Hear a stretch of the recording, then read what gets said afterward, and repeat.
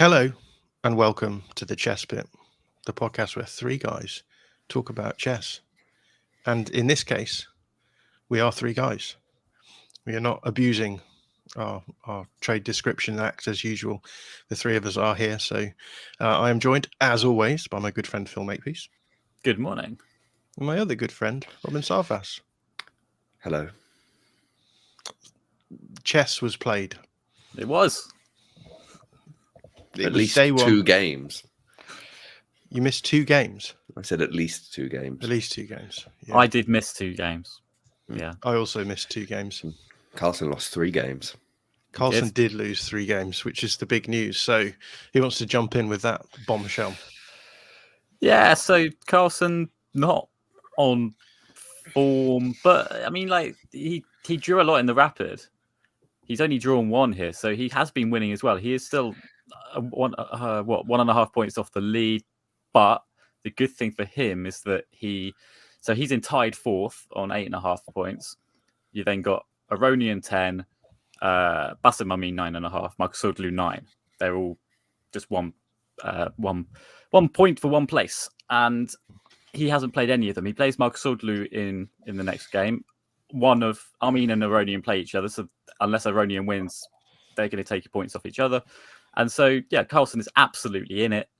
And, he may well get Aronian if both Carlson and Aronian win the next game. So Carlson is absolutely in this, but he's going to probably have to I don't think he can lose again. He's probably going to need 7, maybe 7.5 from the remaining 9 games. Yeah, what's your take on Magnus, Robin? Why do you think that he's been underperforming in scare quotes?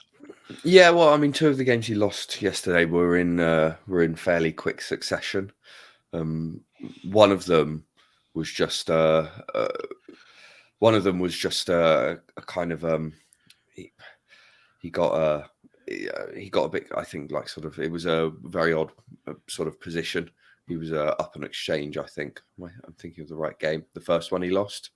He was up an exchange, and then the position just sort of was quite closed, and it was I don't know. It went, and that seemed to sort of like tilt him a little bit, because the next game he just very early on sort of lost control of the position, lost the pawn in this Catalan, and so I think that he just had a bit of a kind of I don't know, a mental moment over a couple of games, and I think that's sort of a cumulative effect happened to him. I don't know if he's still.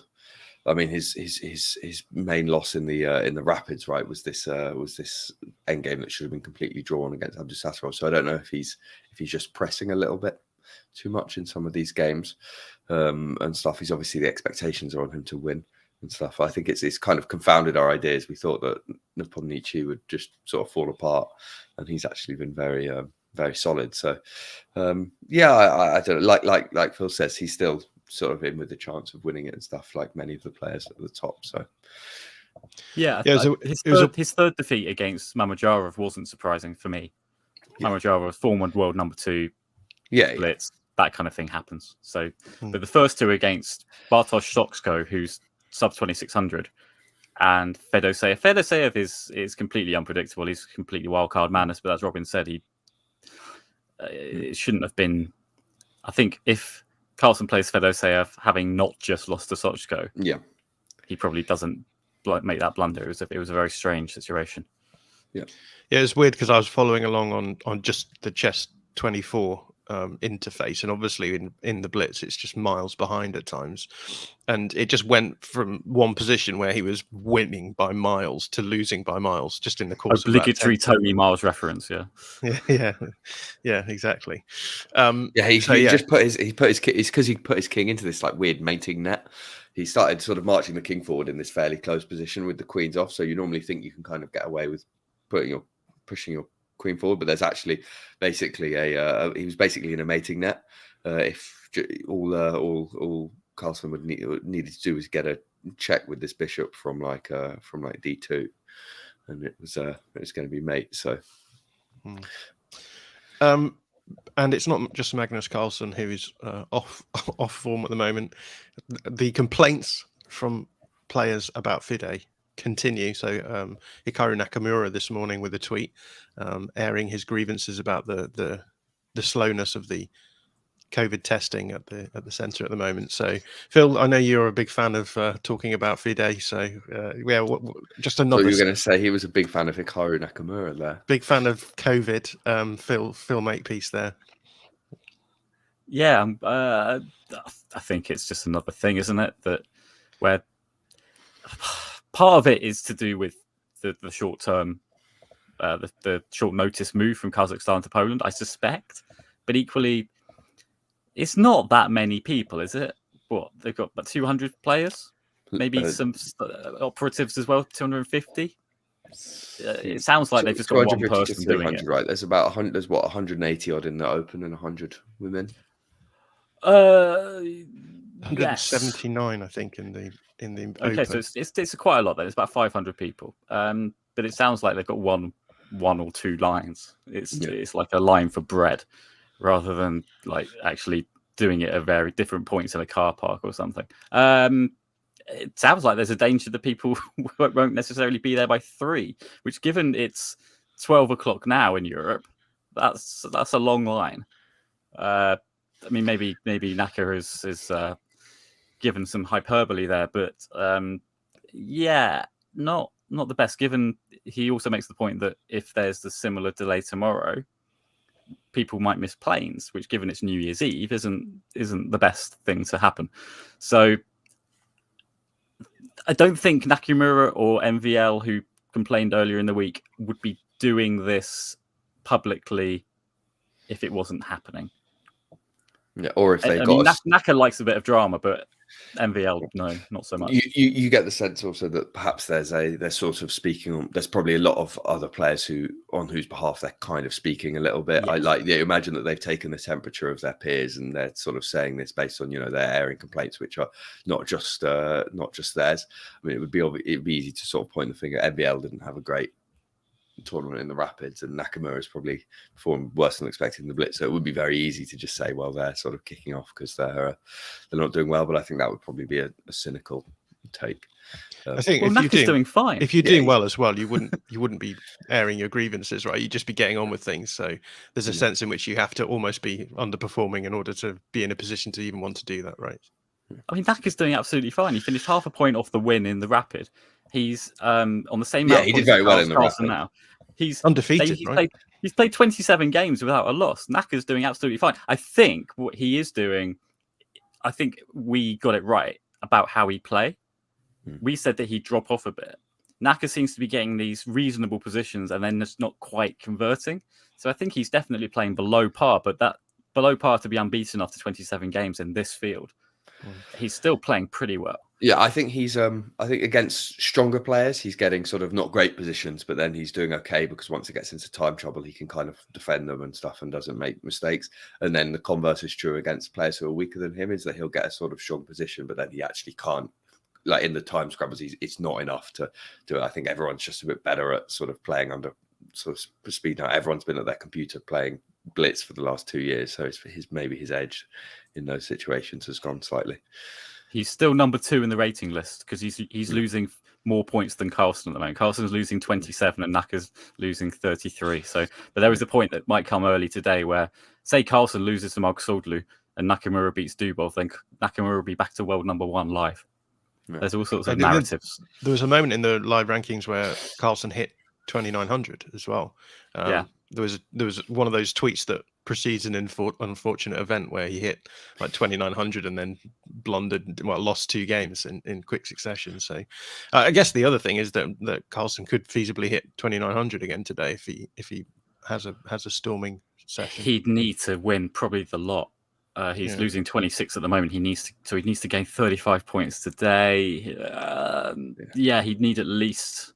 He needs several 9 wins. He needs several wins for every loss that he has just to maintain his rating. So having had 3 losses yesterday, he needs lots more than 3 wins, basically. I think if he got 8.5 out of 9 and the draw was against Nakamura, he would go above 2900. But yeah, he's going to need a lot of help.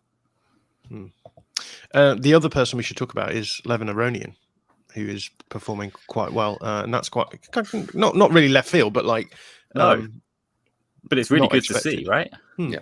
He's killing it. 10 out of 12. I mean, that's an unbelievable score.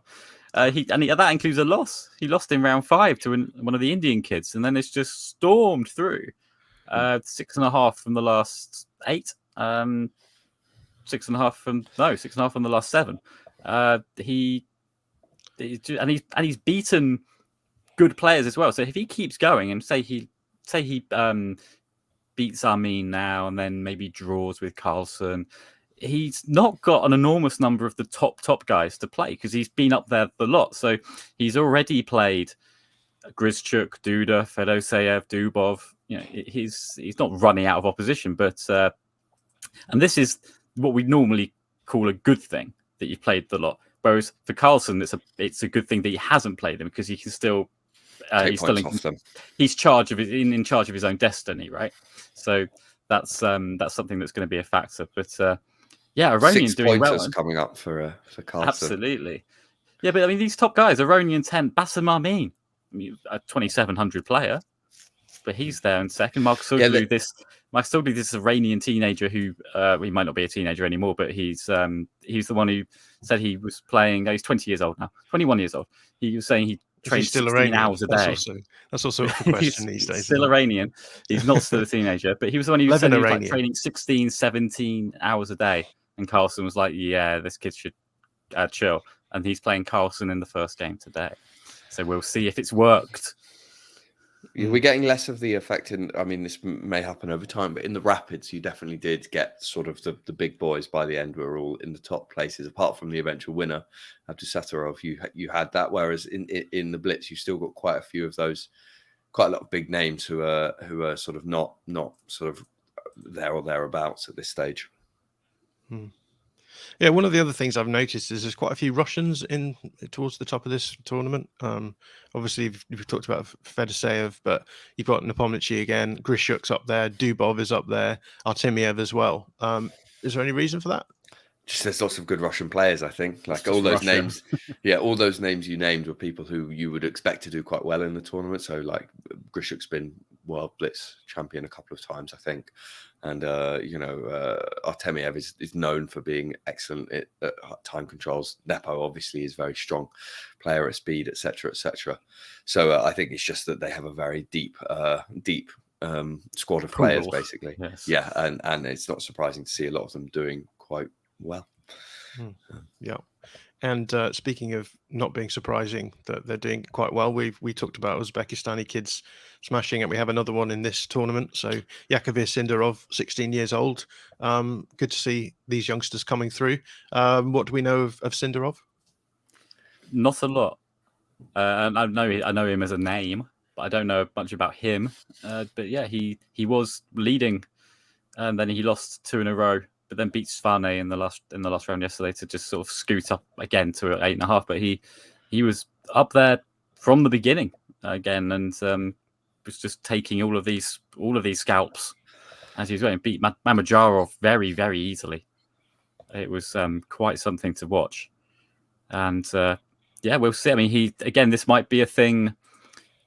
I think Abdusattorov, the tournament ended at the right time. I think he was not necessarily slowing down. Yeah, he got a few draws towards it. He had sort of banked a lot of wins, and then he got a few draws and sort of not limped into the tie break, but you might have seen given more time. Yeah, we might see that with Sindarov today, where it might just be too long a tournament for him. But equally, he's got no fear. Clearly, he's 16. Again, on interview he seems very, very chill. Very, very mature. We'll see how he does. He's got another one of the kids. He's got Erigaisi today. They're both. So he's 16. Erigaisi is 18. Erigaisi is this Indian kid who appears to be a rapid and blitz specialist. He drew with Carlsen last night. Erigaisi did. So that's going to be a very intriguing pairing. The winner of that will still absolutely be in there. We haven't talked about the media much in this tournament. Or in the rapid as well, but I think Phil, you wanted to talk about Peter Leko and his approach to presenting. It's really sad, like, because basically it's quite, the chess 24 coverage is very entertaining. You've got Lecco and Gustafsson. Gustafsson's talking to his daughter off camera half the time, and Lecco is just there, just straight into camera. Clearly only got one screen, and he has to keep asking who's doing what and what the pairings are. You just give him a second screen so that he can actually just look this stuff up himself, because it's almost incumbent on Gustafsson to just tell everyone the information that they probably have anyway. So there's a little bit of, please, just Peter, just let Jan post it and be the color guy, or just find out for yourself what's going on in the other games, because clearly he's only got one screen. There's absolutely no other explanation for it. That he's only got the games and that's it. The chemistry between Gustafsson and Lecco is quite interesting. It works very well in terms of the chess commentary, but you can tell when Gustafsson attempts to sort of like segue onto another topic, Lecco doesn't really know what's going on. At one point, I was watching, I think it was yesterday or the day before, they were talking about Gustafsson attempted to bring up like the film The Prestige, and he was like talking about it. It's like asking if Lecco have seen it. He's like, yes, of course, yeah, I've seen this movie, and then it kind of went quiet for a second, and then it was like, so back to the chess. It's not really he's not really got the same sort of appetite as Peter Svidler would, as his fellow Peter would for sort of a tangent. I think Lecco's more of a sort of chess lifer. Big autist vibes from Lecco, but also like big dad vibes from Lecco as well. Like in my head, like Peter Lecco's like 65 or something, but in effect he's actually only like 42 or something. In effect he's only 42. He's exactly the same age as Jan. Is he the same age as Jan? Let's have a look. Yeah, well, Lecco was like super young. He was like a prodigy, right? We were talking about this the other day, I think. Lecco is 2.5. Yeah, Lecco is 2.5 months younger than Jan. So this big dad energy is coming from a point where he's actually younger. It's amazing that you're getting dad energy off Lecco when it's Gustafsson, who literally at some point has his actual child in shot, as if like needing to prove that he's a dad. I love Peter Lecco, to be honest. I know we're sort of, all of this is said with love. I think he's fantastic. I'm glad to have him back, actually. It is a funny dynamic between him and Gustafsson. Certainly it works very well for the sort of high octane chess moments. Lecco gets so excitable, but in such like a genuine way. It doesn't feel like he's doing it sort of deliberately to create tension where there is none, sort of a la Lawrence Trent. He's so excitable, but in a way that you kind of can't help get swept up in. So I enjoy him personally. It's 2750 energy instead of 2450 energy. Yeah, it makes a big difference. 24/7 energy is what it is, and it's just like one track mind as well. You've got to respect that in a person, to just be so engrossed in what you're doing that any talk of the prestige is just entirely superfluous and probably offensive to you when the chess is going on. But John, were you asking whether Lecco was a prodigy? No, I was saying that he was a prodigy. Right? Yeah, he was very. I mean, obviously, most chess players at that level are prodigies, but Lecco was really, really young when he was the youngest grandmaster ever at the time. Yeah. 14. Let's talk then just about maybe a little bit of prediction stuff before we end. So, what are we expecting to see today? Any sort of outsiders moving up the field? Who are we expecting to actually come through and win this? One of those kids. If there's a winner out of Erigasi and Sindarov, I'd expect one of those to still be in there with 2 or 3 rounds left. Magnus might just go on a killing spree. That's also entirely possible. I think the winning score is probably going to be... Well, who technically wins if Magnus kills all participants? Who technically wins? There's a tiebreaker, and he doesn't get to participate in it. Chess wins if Magnus Carlsen just obliterates the field. Well, I think we can look at this. What's going to be the winning score? So there's 9 rounds left. Aronian's on 10. Either he's going to go and just clean up, but that feels unlikely. I suspect the winning score 16. 15.5, might be a pile up on 15.5, or someone might win it outright on 16. To that, Magnus would need 7.5 out of 9. Wouldn't that mean that Aronian would have to lose 3 games? Aronian only needs I think Aronian or draw. Lots. Aronian might just go for some draws, because remember, there's some prize money here, big prize money for the top, not just for the top 3 or any of the top lots. And a lot of these players, there's a big payday in them if they finish 6th. It's like in the golf. These kind of the players who are there, not necessarily to win medals, but to try and do well and get a payday. Someone like Martin Kravtsev, who was leaving by himself after 7 rounds, this Ukrainian kind of journeyman who normally is playing in big opens and trying to win those. And that's where he's getting he's 31 years old. He's 4 days older than Carlsen. Someone like him, he's on 8.5. A big deal for him would be to get to 14.5, 15. So he might find players halving out. Aronian, not so much, but Aronian might find himself in the lead, say, with quite malleable opposition towards the end, where they're happy for a draw as well to keep their top 10 placing. Yeah, I think Aronian's got to be. I think Aronian has like a bit of a lead now. He's not just a half point ahead. So I think I think I would make him favourite just because he'd have to sort of perform sort of quite below par to not at least be around there. I can't see anyone getting more than 16 rounds. Yeah, I can't see anyone else getting more than 16. Yeah. So Aronian needs 6 out of 9. You're saying that Aronian is your dark horse then, Robin? Yeah. Yeah, absolutely. Yeah, and if the big payday doesn't come through for any of these players, then they can always organise a council meeting and congress for FIDE if they need to pick up some extra cash. I don't know if we're going to talk about that, but let's save the FIDE budget for like a full episode. I think next week. Episode. Can we just do a budget episode where we break down every single area? Robin's going to bring his big red box. Yeah. Yeah. Well, it's been fun, lads. It will be another fun day of chess. Chancellor of the Exchequer, mate. Ooh, exchequers or chess, ex-chess. That's what the word exchequer comes from. It comes from old accountants putting out like coins on a chessboard. That's where exchequer comes from. True fact. Well, don't let anyone ever tell you that the Chess Pit isn't an educational program. We'll be back with more educational nuggets at some point. We'll be back into our presumably. We'll do a concluding episode. Right? Yeah, we'll do another one of these tomorrow. Yeah, good. But we will be back in the new year with a new format, a new us. Plenty of things to talk about. Maybe a full series on the FIDE budget. In fact, maybe we'll just become a chess accountancy podcast. There's definitely a niche for that. I think the chess ombudsman. Yeah, talking of Anish Giri is also on 8.5 out of 12. Great. But yeah, it's been fun. Thank you both for coming on, and thank you to anyone who listened, and we'll be back with